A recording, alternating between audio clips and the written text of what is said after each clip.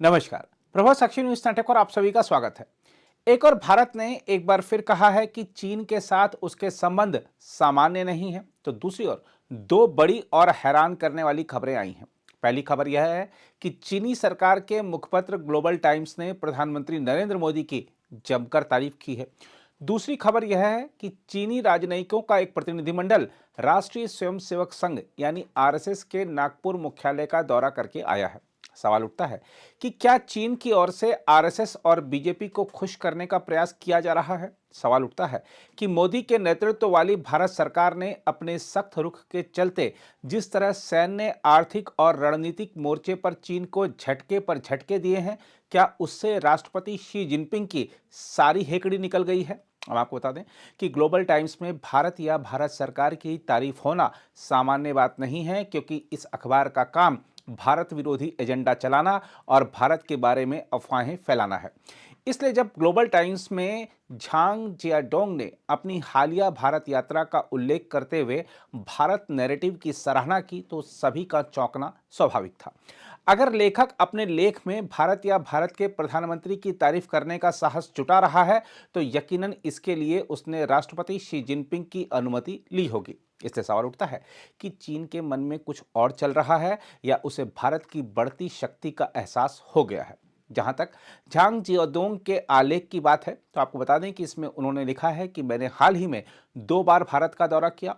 यात्राओं के दौरान मैंने पाया कि भारत की घरेलू और विदेशी स्थिति 4 साल पहले की तुलना में काफी बदल गई है। भारत ने आर्थिक विकास और सामाजिक शासन में उत्कृष्ट परिणाम हासिल किए हैं और इसकी महान शक्ति सपने से वास्तविकता की ओर बढ़ गई है। हालांकि संभावित जोखिम और संकट भी सामने आने लगे हैं। वह लिखते हैं कि एक और भारत ने आर्थिक विकास और सामाजिक शासन में बड़ी उपलब्धियां हासिल की हैं। इसकी अर्थव्यवस्था ने गति पकड़ ली है और यह सबसे तेजी से बढ़ती प्रमुख अर्थव्यवस्थाओं में से एक बनने की राह पर है। साथ ही नई दिल्ली ने शहरी प्रशासन में भी प्रगति की है।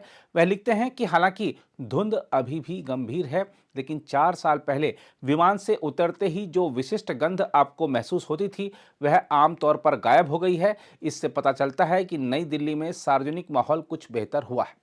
वह लिखते हैं कि भारतीय प्रतिनिधियों से बातचीत के दौरान चीनी विद्वानों के प्रति उनका रवैया कहीं कहीं अड़ियल होने की बजाय अधिक सहज और संयत रहा।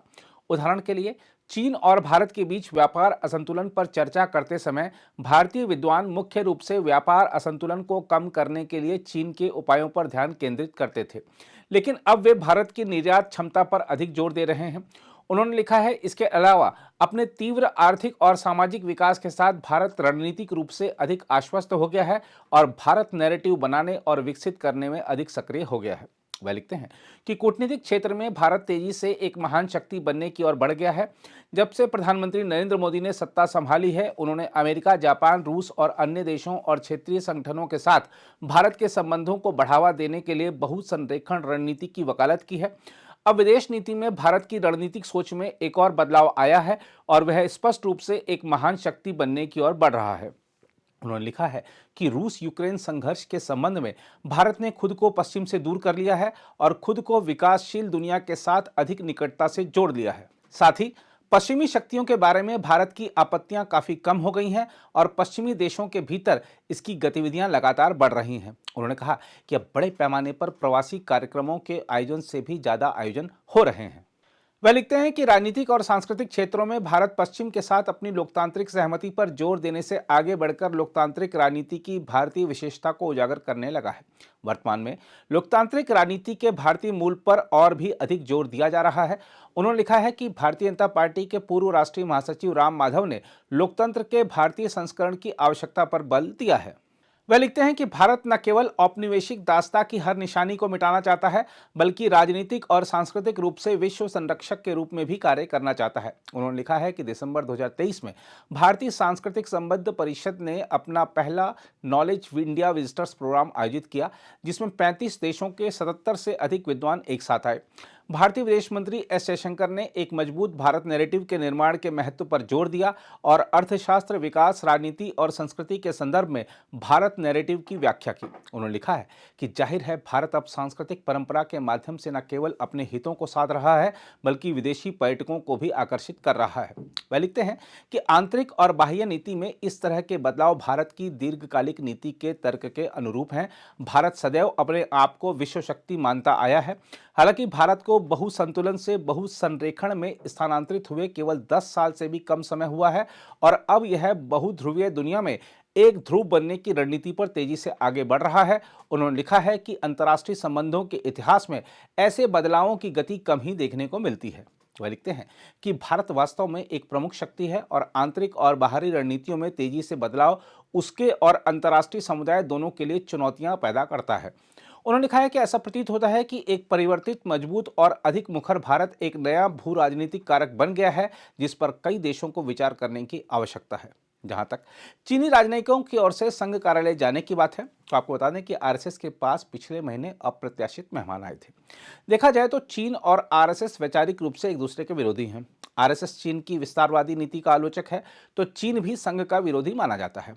इसलिए तब बड़ी हैरत हुई जब मीडिया रिपोर्टों के मुताबिक चीन के राजनयिकों के एक समूह ने दिसंबर के पहले सप्ताह में नागपुर के रेशम बाग स्थित आरएसएस स्मृति मंदिर परिसर का दौरा किया।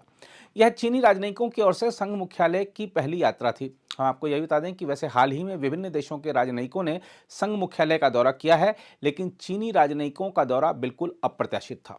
मीडिया रिपोर्टों के मुताबिक दिल्ली के साथ साथ मुंबई स्थित देश के वाणिज्य दूतावास से चीनी राजनयिकों की एक टीम वर्धा में महात्मा गांधी अंतर्राष्ट्रीय हिंदी विश्वविद्यालय का दौरा करने गई थी। दरअसल हिंदी विश्वविद्यालय चीनी भाषा में भी पाठ्यक्रम चलाता है।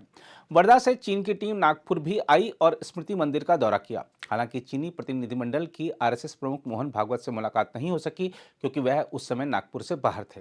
बताया जा रहा है कि आरएसएस के एक वरिष्ठ पदाधिकारी ने चीनी राजनयिकों का स्वागत किया और उन्हें पूरे परिसर में घुमाया। मीडिया रिपोर्टों के मुताबिक आरएसएस के एक पदाधिकारी ने यात्रा की पुष्टि करते हुए कहा कि मेहमान शायद दूतावास या वाणिज्य दूतावास के मध्यम दर्जे के अधिकारी थे और उनके साथ विश्वविद्यालय का एक छात्र भी था। बहरहाल हम आपको याद दिला दें कि संघ प्रमुख मोहन भागवत ने 2020 के अपने विजयादशमी भाषण में गलवान झड़प का जिक्र करते हुए कहा था कि भारत को चीन का मुकाबला करने के लिए अपनी शक्ति बढ़ाने की जरूरत है और उद्देश्य हासिल करने के लिए अन्य पड़ोसियों के साथ भी अच्छे संबंध रखने की जरूरत है। अगर आप भी लेना चाहते हैं देश दुनिया की तमाम जानकारी तो आज ही सब्सक्राइब करें हमारे चैनल को। साथ ही नीचे दिए बेल आइकन को जरूर दबाएं ताकि हर अपडेट आप तक पहुंच सके।